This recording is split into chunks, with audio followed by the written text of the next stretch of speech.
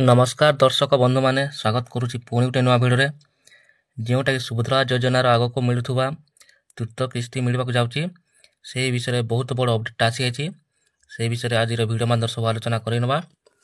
Video को skip न करी शेष पर्यंत देखंतु, संपूर्ण तथ्य देखंतु, सब जानीपर। ये तृतीय किस्ती देखंतु बहुत जन महिला बाद पड़ पारती, गोटे छटिया भूल बाद पड़े।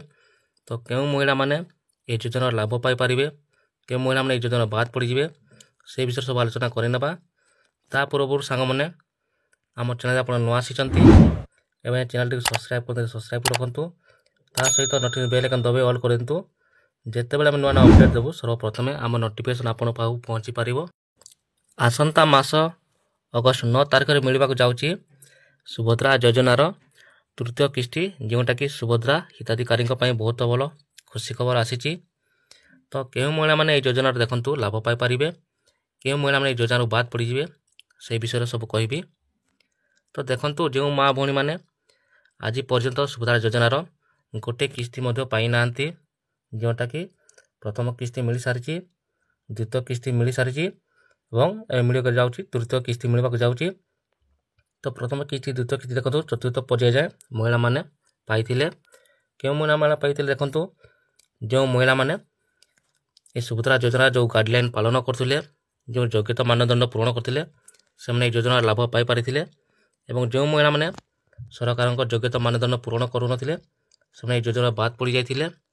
तो देखो ये तृतीय किस्ती के मानक मिल, जो महिला मैंने देखो प्रथम किस्ती पाई सारी, द्वितीय किस्ती पाई सारी से मिल।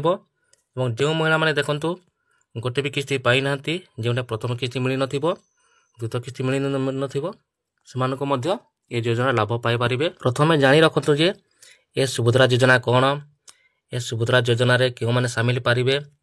तो सब तथ्य आम भिडियो अच्छी, पूर्व भिडियो आपने देखी सब जानीपर।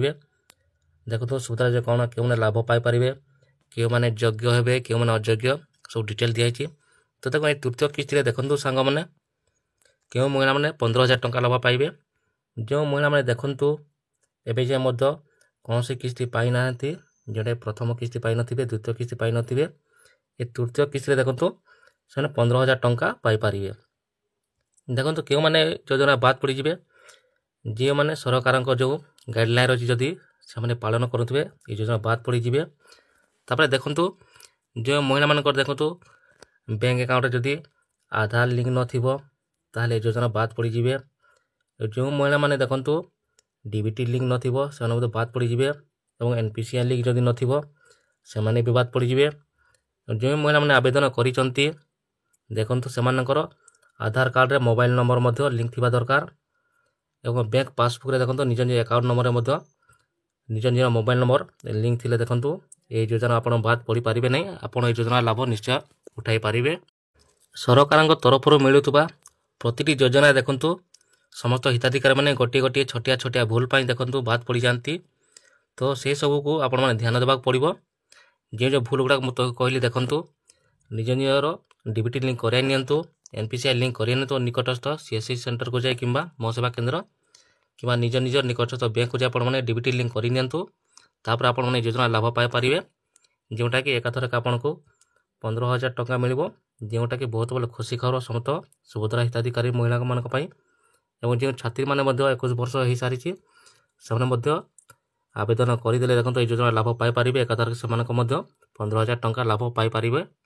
जो महिला मैंने देखु नुआ कर आवेदन करिसंती गोटे किस्ती मत पाई नथिबे से देखु बायोमेट्रिक जरिए इक्यासी करनियंतु, जोटा कि निज निज आखि टेस्ट दे बायोमेट्रिक जरिए इक्यासी करनियंतु किंबा फिंगरप्रिंट देकर से बायोमेट्रिक जरिए लिंक कर दिंतु, ताहले आपण माने योजनार लाभ पाई पारिबे।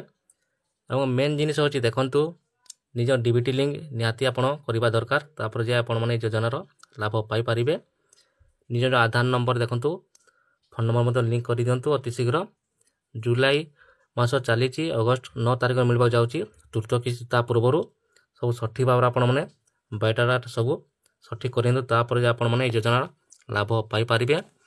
आउ जे मैंने देखंतु प्रथम किस्ती पाई और द्वितीय किस्ती मिल नथिबो, तृतीय किस्ती से सरकार योजना रे सामिल करने को जाउछंती। ଯେଉଁମାନେ ସୁଭଦ୍ରା ଯୋଜନା ବିଷୟରେ ଅଧିକ କିଛି ଜାଣିବାକୁ ଚାହୁଁଥିଲେ ଏହି ଭିଡ଼ିଓ କମେଣ୍ଟ ସେକ୍ସନରେ ଆପଣ କମେଣ୍ଟ କରନ୍ତୁ।